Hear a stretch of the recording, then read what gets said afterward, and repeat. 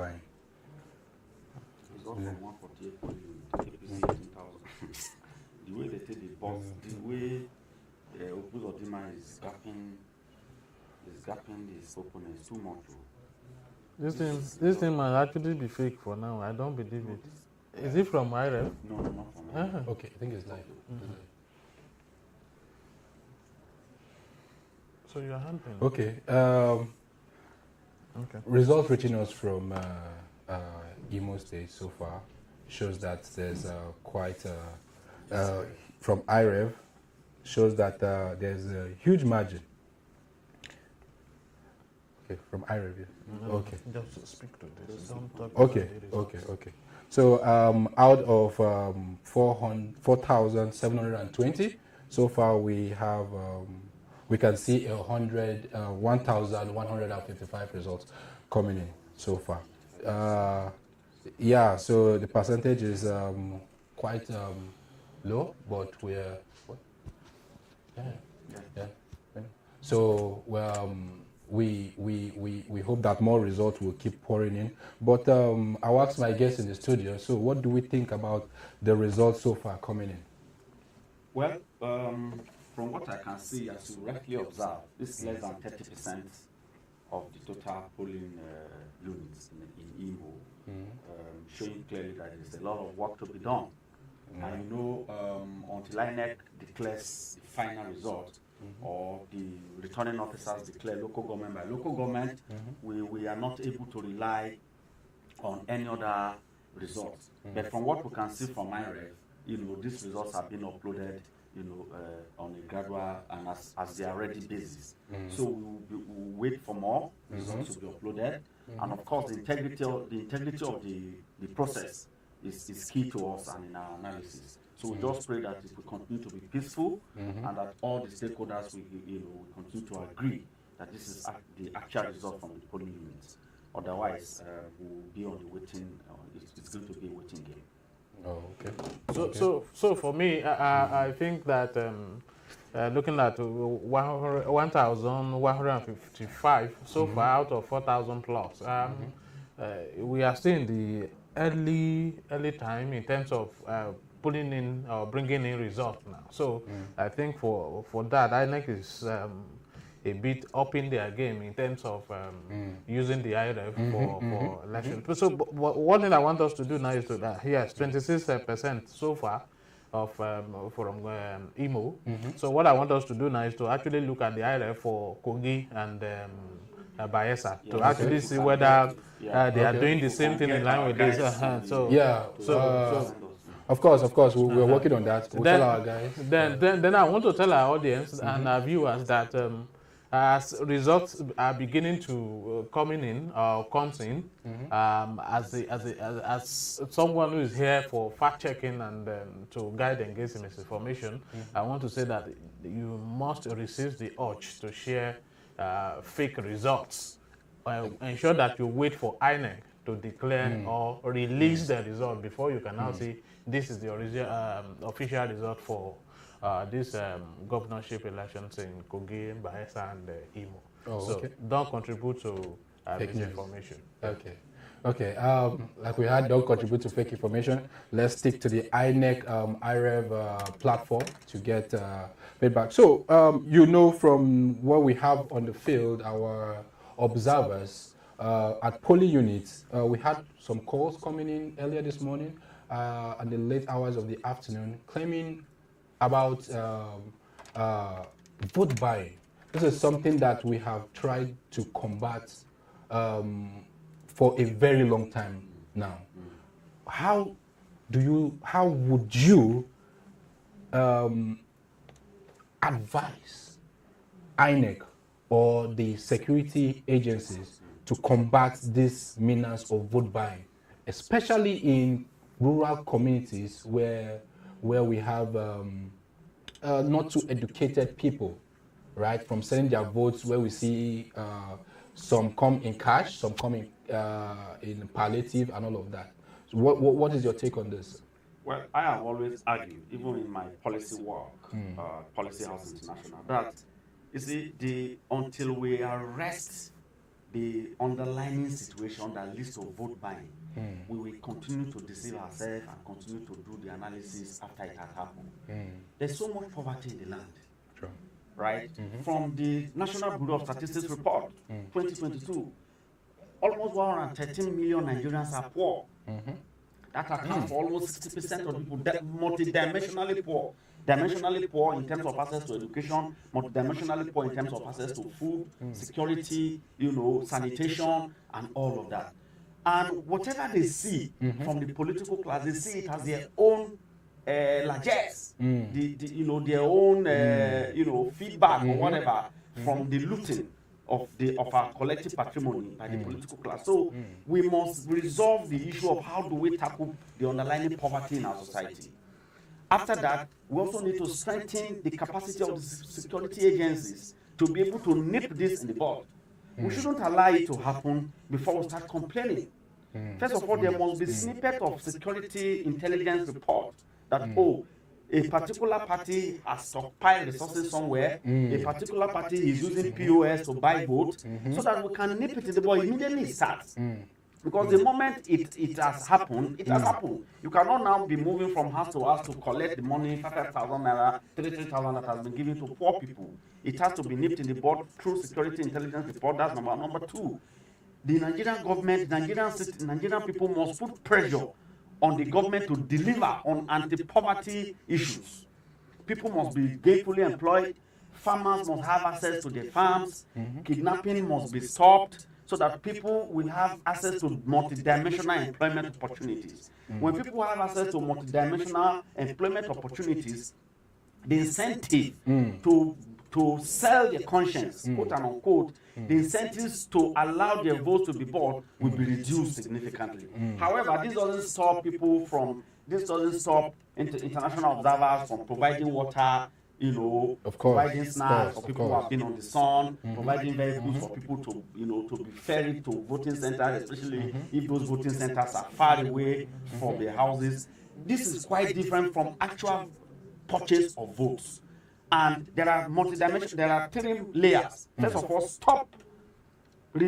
invest in anti-poverty measures, invest in multidimensional employment opportunities, and of course, the security agents must nip the act itself and the board on the day or a few days before the election. Because these monies are being stockpiled somewhere, they are being ferried somewhere, from somewhere to somewhere, and POSs are also being deployed. In the last election, there was a particular party that was buying votes in the location where I voted.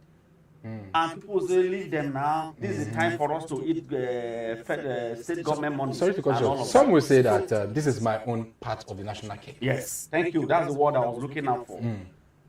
But that is actually not the national cake that citizens should be looking out for, my brother. Exactly. Our national cake should be access to education, access to good roads, access to our farms, our farmland, access to food security, access to good hospitals, doctors, access to to all the good things of life, not the 2,000 naira. So we have to deploy a lot of information, enlightenment, sensitization, advocacy to ensure that citizens understand that 2,000 naira is not your national cake. Thank you very much. Thank you. So let me just add to some of these things that you have said. Okay. The truth is that even the multi-dimensional report was last year. Yes. Subsidy has never been removed that time. Yes. So today, if the report is to be conducted and then we release the data, you'll be surprised that maybe even 80% of Nigerians are poor, multidimensionally. So that's when you now go deep into that in terms of economics, in terms of good life and all that. Any moment, any opportunity they see to get some of these perks, they will actually go for it. And that is what the politicians are using, unfortunately, to get our people at the community level. Instead of them asking for the right things to be done in terms of governance. We know the numbers of out-of-school children in Nigeria. Now, the money, for instance, that the vote that you sold in February, and the money you got, maybe 10,000 naira, are you still spending it now? How much of a liter of fuel can that buy today? Can that buy rice, a bag of rice? So all of these issues must be addressed. And if we are to address them, the citizens must begin to look at how to make governance efficient and effective in terms of providing the basic things of life, so that our elections will be free from all of these issues of vote buying or vote trading. I hear you on that. I hear you. Now, I don't know if you saw a clip. There was a clip during the presidential election where someone was saying that if you don't vote for this particular person, you are leaving our place. We won't allow you to do business here. Now, I'm looking at it from an angle of the tribalism that has eaten into our system, where younger ones see their parents doing these things and they look at it as a norm, right? Aside from government putting the policies in place, are we the people now? Are we actually ready? Psychologically, are we ready to say we are going to stand for the right thing? We are going to hold the government accountable. And this is what I've seen videos of a clip where politicians came to Ghana to share a bag of rice, where the youth rejected it and said, no, we don't want this. This is not what we want. We want our roads to be fixed. We want good schools. We don't want a 6 blocks classrooms. We want a standard school with laboratories and all of that. Now, where do we see ourselves in the next 4 years with what we are currently experiencing? Well, it's So, It's unfortunate. The issue you raise is very fundamental. You're talking about citizens' accountability. Citizens, holding government accountable to the promises they have made, holding government accountable for the standard of life, standard of living, and of course, how do we ensure that the majority of Nigerians are lifted out of poverty, to stop, to mitigate against the incidences of vote buying and all that. Then you also talked about the issue of tribalism. How do we ensure that we reduce tribalism to the barest minimum in the electoral process? First of all, there has to be trust. Where people reside is where they pay their taxes. Where people reside is where they do their businesses. And most of the time, that is where they also vote. So when it now comes to election, you are now telling people to go back to their villages to vote, then that means that there are fundamental issues that needs to be resolved. Then peaceful coexistence. When you are living in a place, you also have to understand that there are people who actually own the land. Because I am also aware that there are people who said a particular land is a no man's land. So when you are a visitor somewhere and you are claiming that a particular land is a no man's land, you should expect reaction from the aboriginal people. Of course. So there are words that should not come in during elections. Because people will try to resist it, people will try to assert that they will be agitated. Oh, are you saying that my forefathers' land will no longer belong because we accommodated you? So all those things have to be balanced. However, there must be good neighborliness, there must be trust. The kind of words that come from our mouth, come out of our mouth also matters a lot. That's number one. Number two, people should be able to be voted for and vote where they reside without any molestation. That is key. And how do we ensure that is done? Politicians have to provide leadership. They have to provide leadership. Traditional rulers have a lot of role to play. National Orientation Agency has to come in handy. National Broadcasting Commission has to also sanction media houses that stoke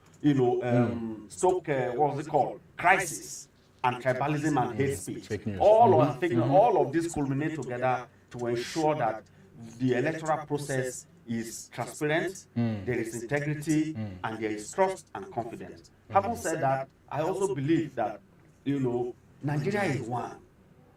All this off-cycle election, is a pointer. The integrity of how we conduct it is a pointer to how we will conduct subsequent elections. So this is very key for our future as a democratic country. I also feel that in terms of this tribalism in elections and all that, Nigerians must begin to understand that the leaders up there, they belong to one tribe. True. They belong, whether they are Hausa or Yoruba, belong to or one. they belong to one tribe, which is to ensure that we remain in power. Whether the citizens get what they deserve or not. All our destiny is that let us find means to ensure that we remain in power and begin to have access to public resources. So now, democracy we returned to democracy in 1999. And since you have been doing this tribalism in elections and all that, what have you gained? Where has it taken your community to? Has that fixed the bad roads in your community? Has that put food on your table? Very good question. Has those things affected or fixed the poor health systems that we have? So all of this, we need to begin to think in the right direction. Tribalism has helped no one. It has not what? Helped us. What can help us is to what? To look for a system of building coalitions, whether you're Yoruba, whether you are Igbo or Hausa. Let us come together. Oh, Light is gone. let me just check it.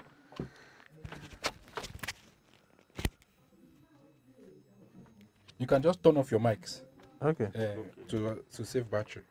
You just press.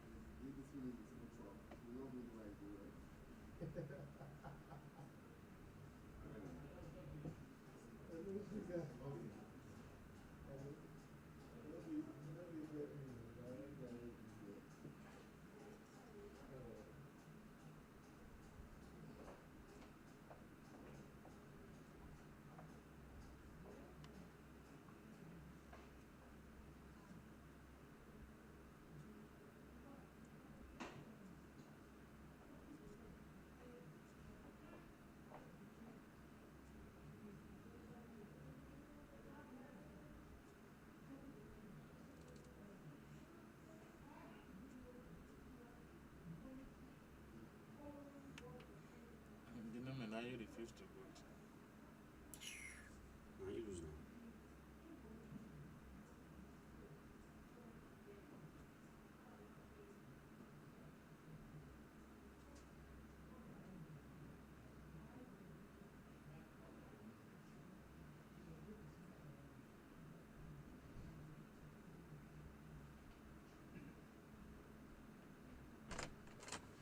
Okay, I think we can come back now. You can take. Thank you. Put this under your shirt. Just careful so that let me tell. So when you want to off, you just press hold. When you want to turn on, you just press hold. Just spin off your pocket like this. Yeah, make your pocket. Let me tell. Right on, sir. Yeah. You are now the anchorman. Yes, sir. Please check your mic. Is your mic on? Put it by your pocket. Just turn it on.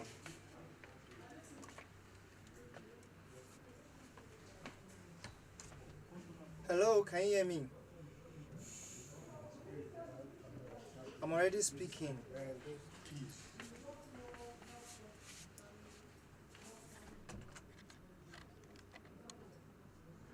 They're coming here.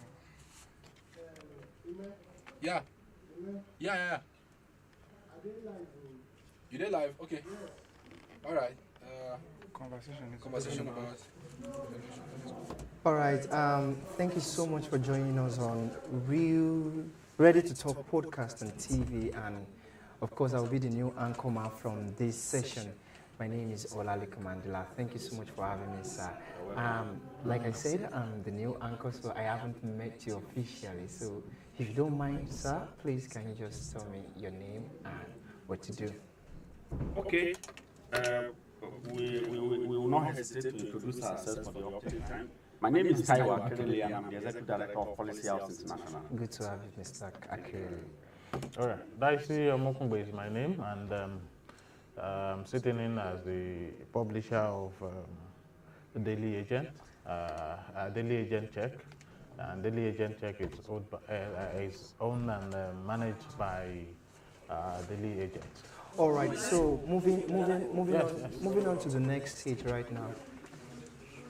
Moving on to the next stage right now, I want to ask you, Mr. Akerele, if you have the chance to speak with Nigerians at the moment, maybe you have a floor that every citizen, every person in Nigeria is listening to you, what would be one advice about election that you would tell them? Okay, so my advice straight on is that everybody in Nigeria has a role to play in ensuring the sanctity and integrity of the election process. Okay. It is not just about the government, it's not about INEC, it is also about us. Before you talk about security agencies. You know, a lot of people blame, we tend to blame, mostly give the blame to the government or to So INEC. first of all, the government has given INEC a lot of resources. INEC has presented a budget, and the budget was approved by the government. So the buck has now been passed to INEC to ensure that that budget is effectively deployed towards ensuring a transparent election that will give confidence to the people. Then the role of the citizens, which is further broken down to the voter, civil society, stakeholders, is to ensure that we support INEC in ensuring that we turn out as much as early as possible. We advocate for transparency of the election.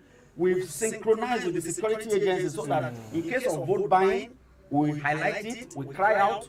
If there are issues around, stocking of ballot paper and ballot snatching, it is the role of citizens to also cry out and ensure that the security agencies the attention is brought to some of those situations, then the role of security agencies is to ensure that there is prosecution for those who have been arrested or who have been reported to have been involved in election malpractices. So you can see that it's a circle, it's a basket that everybody is connected in the end. Okay, but looking at what you said now, sir, if there seems to be like the prosecution of the security, then there shouldn't be vote buying, but we still experience vote buying. No. It is calling for the prosecution. Sure. There has the rate of prosecution in the past years is very poor. Okay, so what do we say to people who are always try their best or play their own quota to making sure that the Nigeria has a very good democracy, but they are always being let down?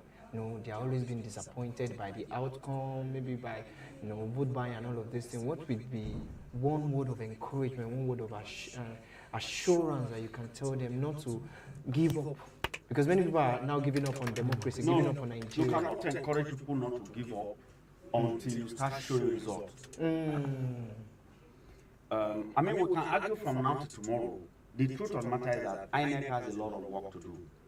Okay. Until INEC proves that the confidence of the people is not being thwarted all the time, then we cannot now go and tell people to have confidence.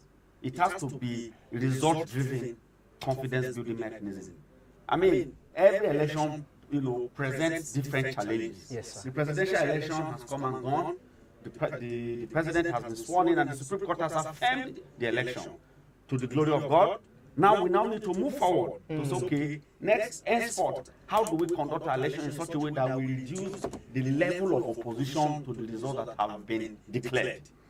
It means that there has to be a marriage of town and gown. The gown being the INEC and the town being the citizens. Okay. That marriage has to be there. If there's no marriage, and the marriage can only be cemented by trust and confidence. If there's no trust, if there's breakdown of trust, then forget it. Okay, so following the recent update and report we've gotten about the Kogi, Bayelsa, and Imo elections, we noticed that there is a low turnout of youth in voting, especially the Gen Z and the early millennials. There is a very, very low turnout. People that are coming out are the old people, mostly uneducated, coming out to do the voting. So where do you think the problem is? Yes. Is it like the new youth, like people like us, are not interested in politics? Or I think that the problem is that as a result of the point that he mentioned.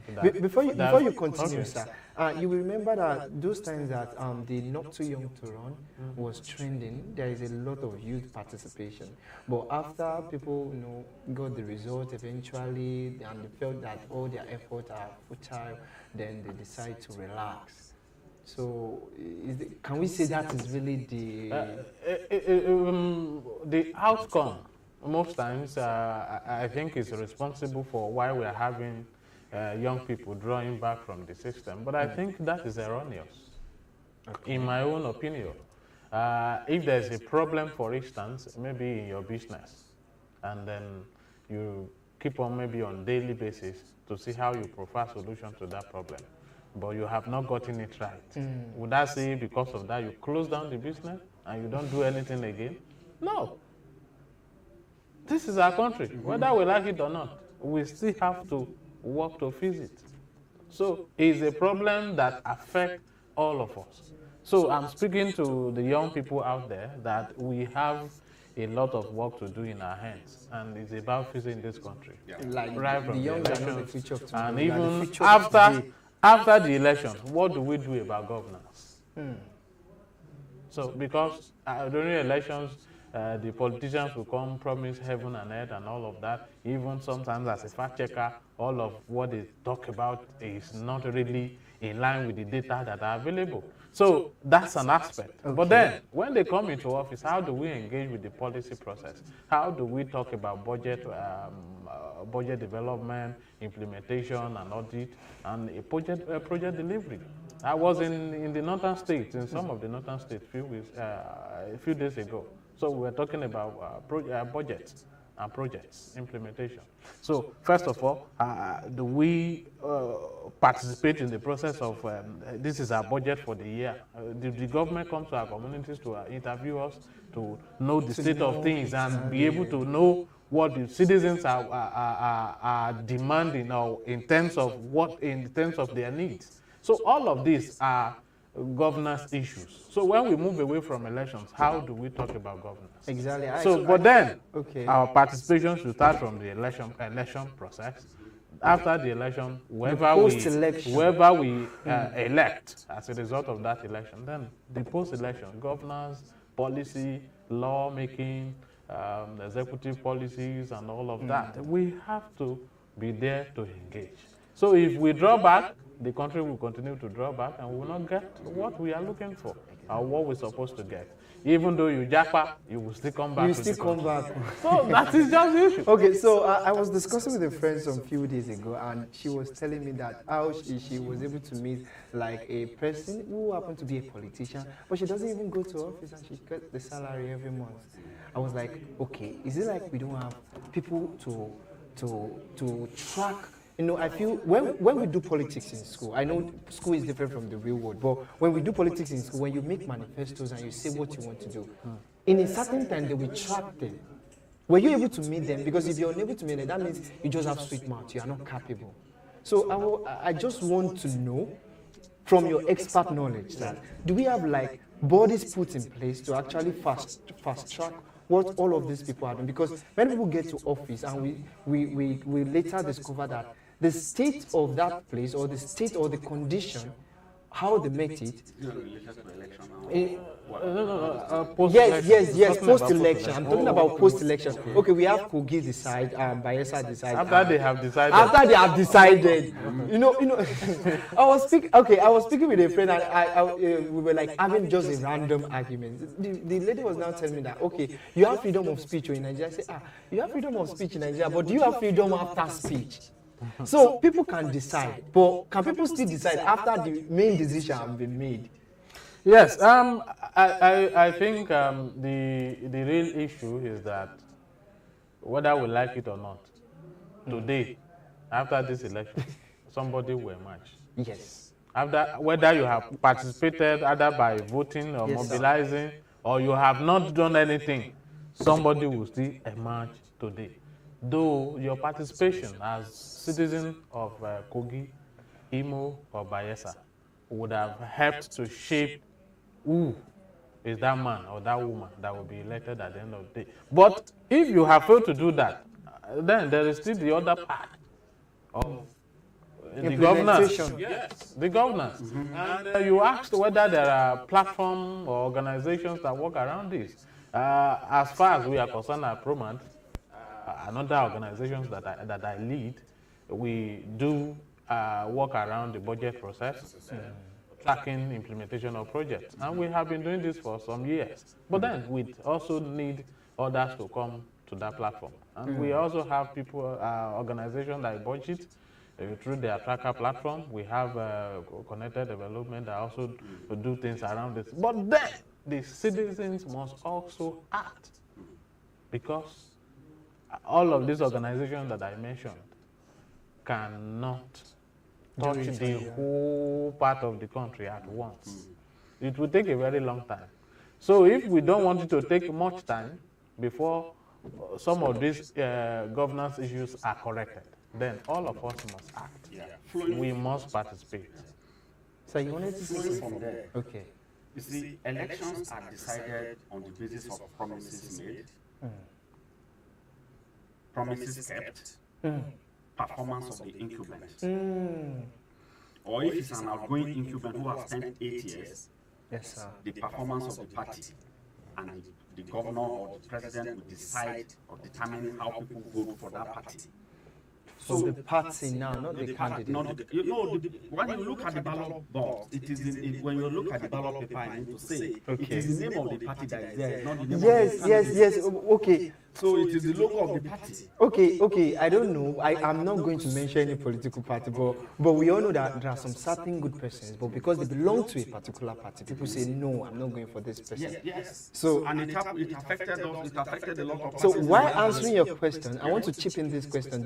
That means the candidate and party actually affect the way the turnout of voting to the individual. Yes. So the likeness, how people like the candidates determine how the turnout is in specific states or locations. All things being equal. If the security is okay, there is no rain, the weather is fine, people always turn out on the basis of who they like. Yes, sir. And if they don't like anybody, it also affects the turnout. So let me come back to where I was going. Yes, sir. Look, if you are an incumbent governor, for instance, and you are running for the election, how you perform in your first term and how people perceive you also determines on how people vote for you on election day. Yes, sir. If they believe that you have not performed well, of course, definitely they will think that your opponent, who has campaigned on the basis of your failure, will deliver better. So this determines, how voting trend. Then again, after the election has been conducted, and as this man said, the person has been sworn in, how do you follow the promises? How do you follow the budget? How do you follow the so-called manifestos? So because governance doesn't just stop and end on election day. It actually begins after the man has been sworn in, because that is also going to set the basis for the next election in 4 years. So for me, citizens should not just go and sit down after they are voted or after the man has been sworn in. They need to follow up to make sure that stadium you promise. If there's no money, let us know that there's no money. If you are borrowing, let us know. Those primary schools those schools you promise us recruitment of teachers, reconstruction of primary health care, recruitment of doctors. All these things must be followed because it has implications for our standard of living. It has implications for poverty reduction. It has implications for food security. It has implications for infrastructure. It has implications for sustainability and even the security of the whole country. How do we meet the sustainable development goals? All of these are connected and they all tie in. So for me, election does not stop and end on election day. Election continues, voting continues, even in the life of the governor, towards the tenure of that governor who has been inaugurated until the next election again. All right. Thank you very much for your contribution. All right, viewers, you've heard all of those insightful and thought-provoking contributions. I would like to take like a general conclusion from you before we wrap it up. And this question is quite personal. If you take 20 years from your age right now and you be like a small boy like me, what will you think you would have done differently? Because I know you must have seen a lot of things which we of our set have never seen. So if you happen to be in this our age again, what will you advise young people like us, like we should start doing now, so that we won't grow up and later regret, why didn't I start long time again? Now this is as regards politics, as regards personal development as a young man, becoming a better version of yourself. This is just a general topic. I think the answer to this question is will even be a full discussion. Should be another conversation on its own. But then let me just summarize. Starting early. You have to, whatever you want to do in life, at all costs, start early. Regardless of what is at hand. You will always have challenges. There will always be challenges on what you want to do. On your way to... So, but you must make up your mind, explore knowledge that are available, learn new things, and that will help you to do those things. Maybe as in my early 20s.